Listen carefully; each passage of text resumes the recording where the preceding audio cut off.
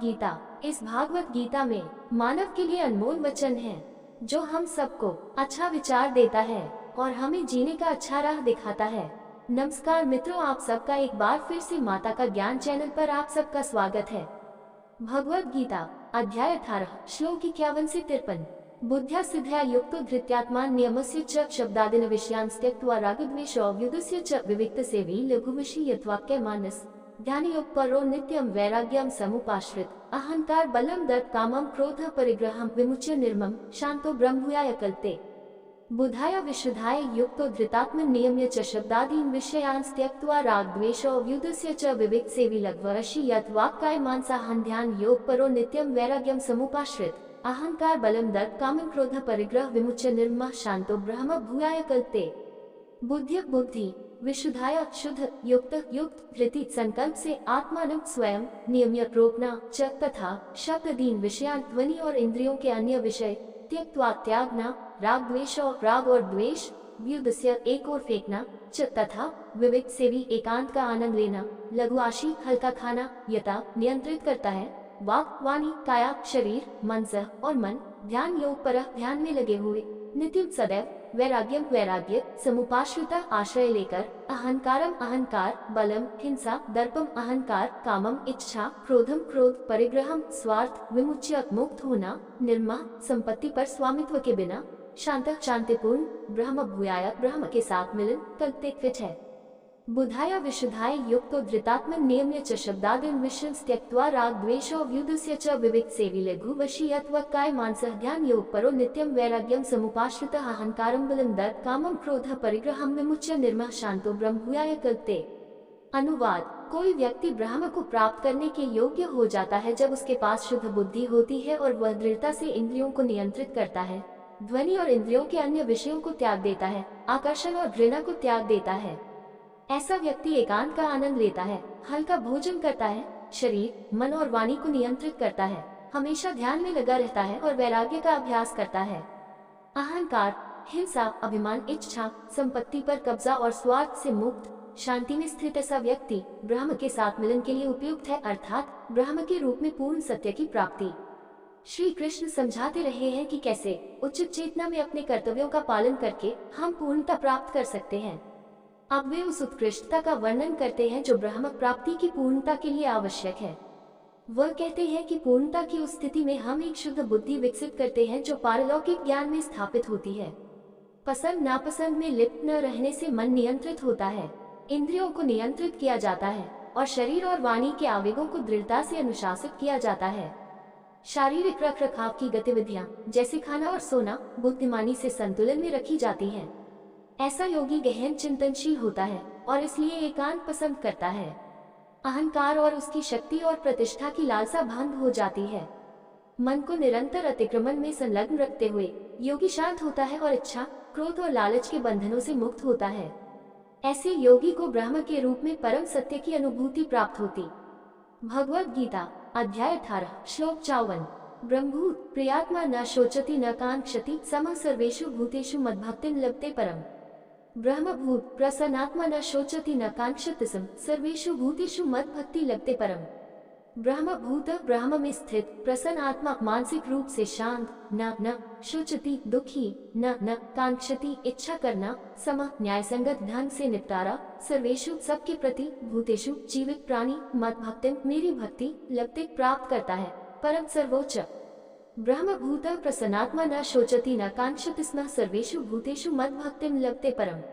अनुवाद: पारलौकिक ब्रह्म अनुभूति में स्थित व्यक्ति मानसिक रूप से शांत हो जाता है, न तो शोक करता है और न ही इच्छा करता है। सभी प्राणियों के प्रति संभाव रखने वाला ऐसा योगी मेरे प्रति परम भक्ति प्राप्त करता है। श्री कृष्ण ने पूर्णता की अवस्था का वर्णन समाप्त किया। ब्रह्मभूत शब्द का अर्थ है ब्रह्म प्राप्ति की स्थिति। इसमें स्थित प्रसन्नात्मा है जिसका अर्थ है शांत और अशांत और दर्दनाक अनुभवों से अप्रभावित। न शोचति का मतलब है कि कोई शोक नहीं करता है और न ही कोई अधूरापन महसूस करता है। न कांक्षति का अर्थ है कि व्यक्ति को अपनी खुशी को पूर्ण बनाने के लिए किसी भी भौतिक वस्तु की लालसा नहीं होती है।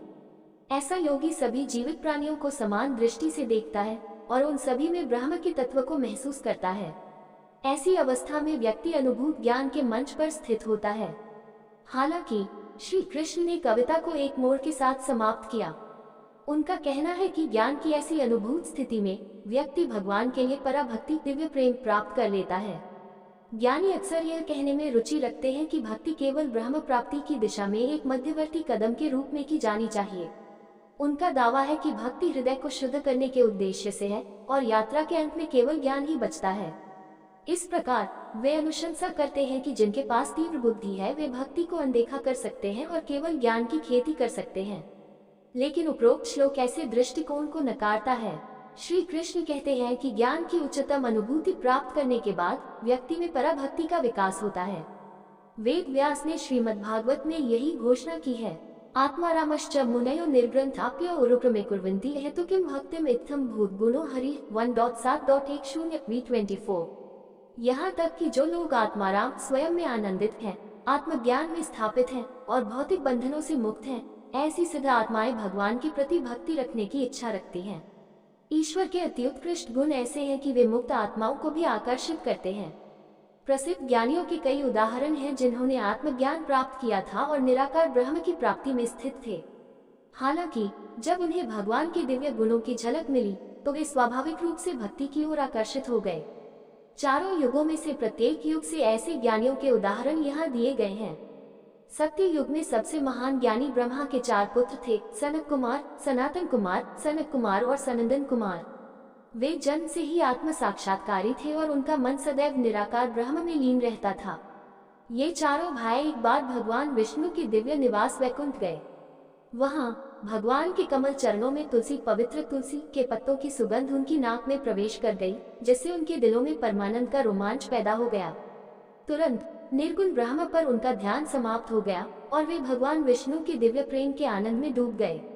उन्होंने उनसे वरदान मांगा, कामम भव स्ववृजने निरायेषु न तच्चेतो लिप्त यदि नूति पदयो रामेत। भागवत 3.1.5.49 V25। हे भगवान, अगर आप हमें नरक भेज दे तो हमें कोई आपत्ति नहीं है, जब तक हमारे मन को आपके चरण कमलों से निकलने वाले दिव्य प्रेम आनंद को पीने का अवसर मिलता है। जरा कल्पना करें, निराकार ब्रह्म का एहसास होने के बाद भी ये श्रेष्ठ ज्ञानी भगवान के व्यक्तिगत रूप का आनंद लेने के लिए नरक में निवास करने को तैयार थे। आइए अब त्रेता युग की ओर चलते हैं। इस युग में सर्वोच्च ज्ञानी राजा जनक थे। वह भगवान राम की शाश्वत पत्नी सीता के पिता थे। उन्हें विदेह के नाम से भी जाना जाता था, जो शरीर की सभी धारणाओं से परे थे। उनका मन सदैव निराकार ब्रह्म में लीन रहता। हालांकि एक दिन ऋषि विश्वामित्र भगवान राम और लक्ष्मण के साथ उनसे मिलने आए। तब जो हुआ वह रामायण में वर्णित है। इन्हनी बिलोकता अति अनुरागा बरबस ब्रह्म सुखी मन त्याग V26। भगवान राम को देखकर राजा जनक निराकार ब्रह्म के आनंद से अलग हो गए और सर्वोच्च भगवान के व्यक्तिगत रूप से गहराई से जुड़ गए। इस प्रकार त्रेता युग के सबसे महान ज्ञानी भक्ति के मार्ग पर आए। द्वापर युग में सर्वोच्च ज्ञानी ऋषि वेद व्यास के पुत्र शुकदेव थे। पुराणों में उनका वर्णन इतना श्रेष्ठ बताया गया है कि वह 12 वर्षों तक अपनी मां के गर्भ में रहे, ये सोचते हुए कि यदि वह दुनिया में आए तो भौतिक ऊर्जा माया उन पर हावी हो जाएगी। अंत में ऋषि नारद आए और उनकी मां के कान के माध्यम से उनसे बात की और उन्हें आश्वस्त किया कि कुछ नहीं होगा और उन्हें गर्भ से बाहर आना चाहिए। अंत में वह उभरे और अपनी योग शक्ति से उन्होंने अपने शरीर का विस्तार 12 साल के बच्चे के समान कर लिया और जंगल में रहने के लिए घर त्याग दिया।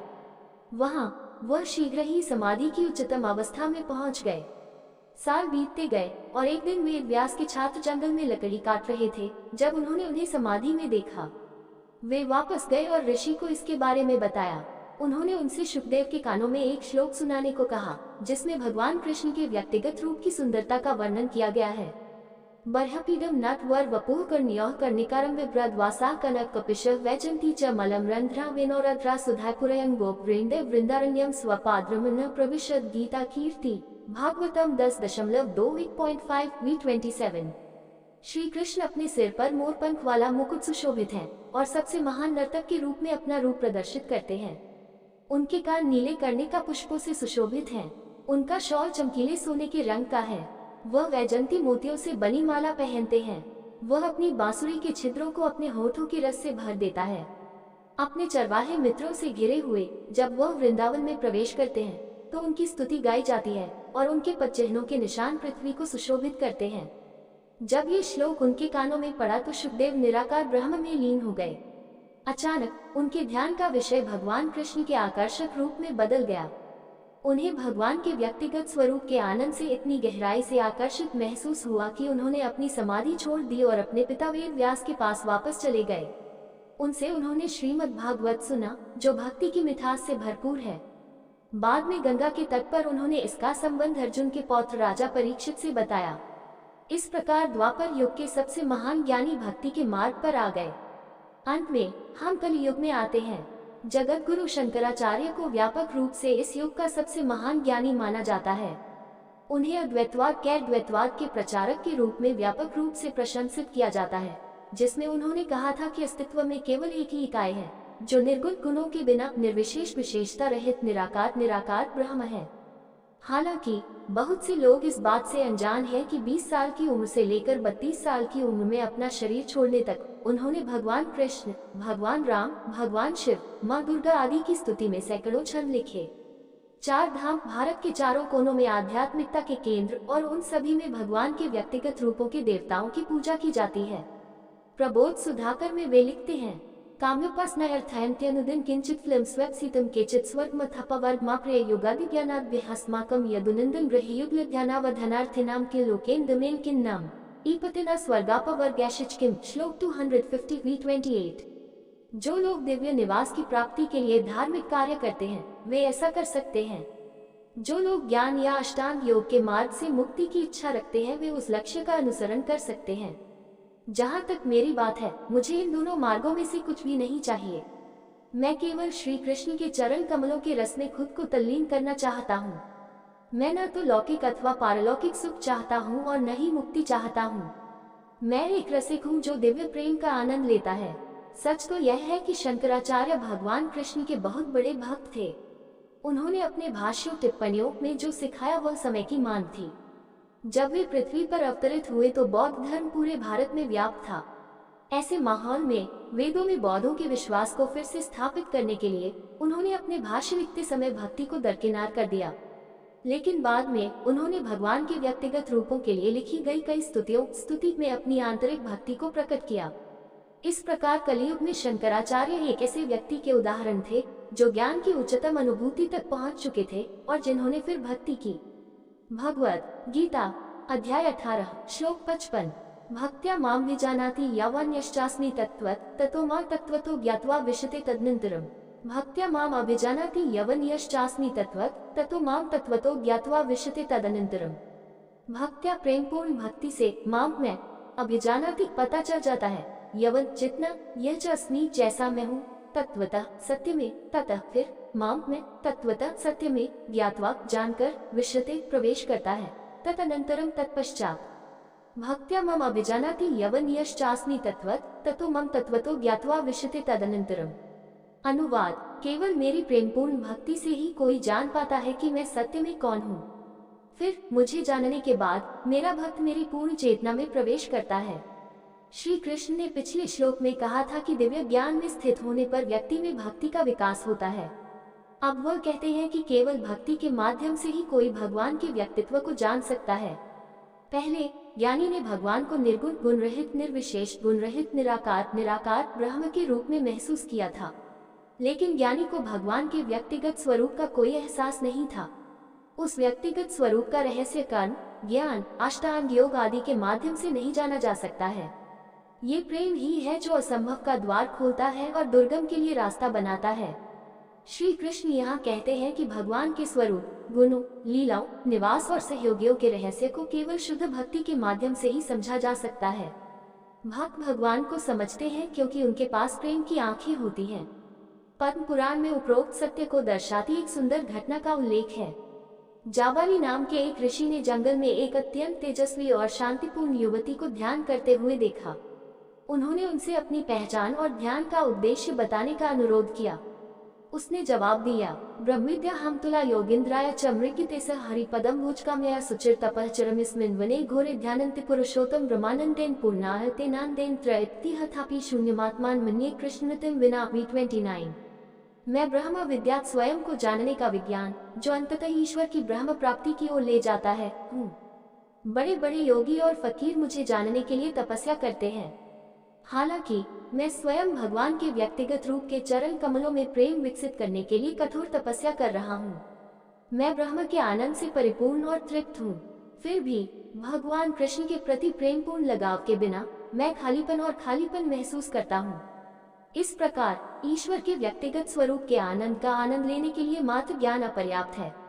भक्ति के माध्यम से ही व्यक्ति इस रहस्य में प्रवेश करता है और पूर्ण ईश्वर चेतना प्राप्त करता है। वीडियो आपको अच्छा लगा हो तो लाइक शेयर सब्सक्राइब जरूर करें। धन्यवाद।